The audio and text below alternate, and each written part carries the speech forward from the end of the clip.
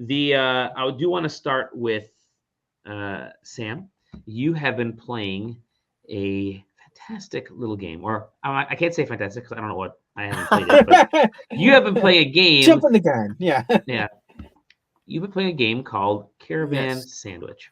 Yes, SandWitch, not sandwich like a sandwich, but a sandwich. But yes, Caravan SandWitch, a lovely little game about coming home while also trying to find your sister who's been missing for a good amount of time, but her ship that she went missing with has suddenly sent a distress signal. So you're now coming back to your home planet to find out either what happened to her or if she's still alive. So yeah, that's pretty much the setting. And it's a basically narrative-driven action platformer. You're doing a lot of like parkour climbing and sort of like simplistic puzzle solving. And then also what drew me to the game originally, as we're seeing right there, is some vehicle-based nonsense. Both puzzling and driving and stuff like that. And it's really, the story is about basically the community that, you grew up with, and some of the new members of that community and some of the members that have left that community because it's on a sort of not a dying planet, but a planet that really, I guess, has served its purpose or has, no real resources or value left to the greater community at large. So the people that originally were there are no longer.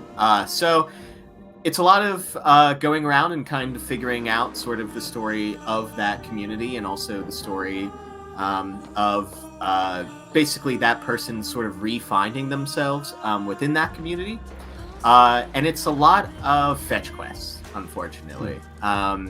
And that I think is pretty much its weakest aspect. Like it's very stylized. It has like a good sort of sense of its overall world. It's not so much of an open world. It is, but it's more I guess more of a guided path than what you would traditionally think an open world is. And you are locked down of certain things depending on what sort of gear and stuff you have. And it's really sort of that misbalance that kind of really slows the pace of it. So you're basically gated by getting different components to upgrade different mechanics, whether it be your vehicle or accessories that you sort of use. And a lot of that is locked in through exploration and then also completing quests. And those quests give you sets amount of resources, but it's not I guess they just don't feel rewarding because you're not getting sort of a real true estimate on how you're building to your next upgrade, because it sort of relies on you also finding things as you're exploring. So you could spend maybe an hour or two exploring an area before you're even sent on the fetch quest to go there. So then when you go back to do those fetch quests, then there's not a lot of that sort of the collectibles you need to get that car upgraded or that next personal upgrade to get you to the next area. So I think it's got some weird pacing with that. So if this story really isn't gonna isn't clicking with you with the community and that sort of vibe, I don't think there's really a lot driving you towards experiencing it all, which is really a shame because I think it does have a lot of good ideas with sort of how the car is kind of a little bit of a physics mess.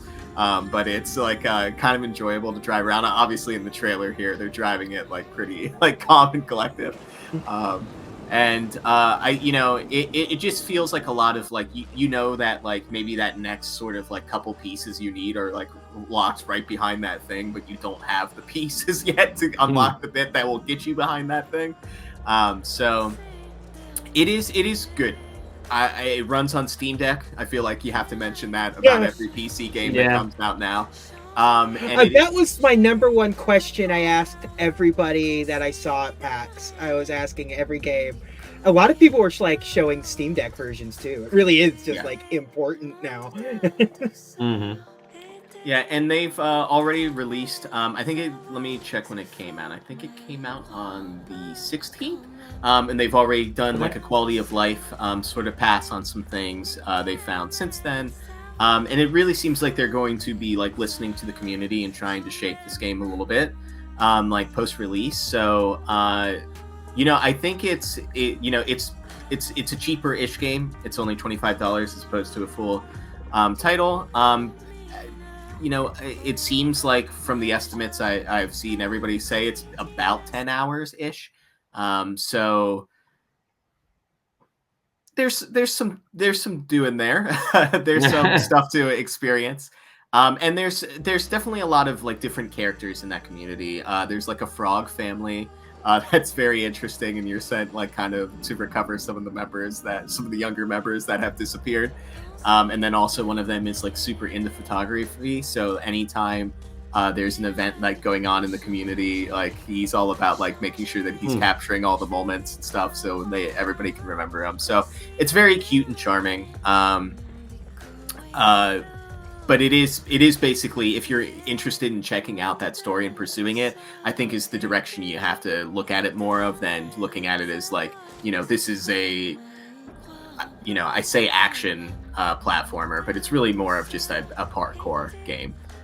So yeah, play it on Steam Deck if you're gonna play it. I recommend it there. That's where I played. It works. It's very enjoyable.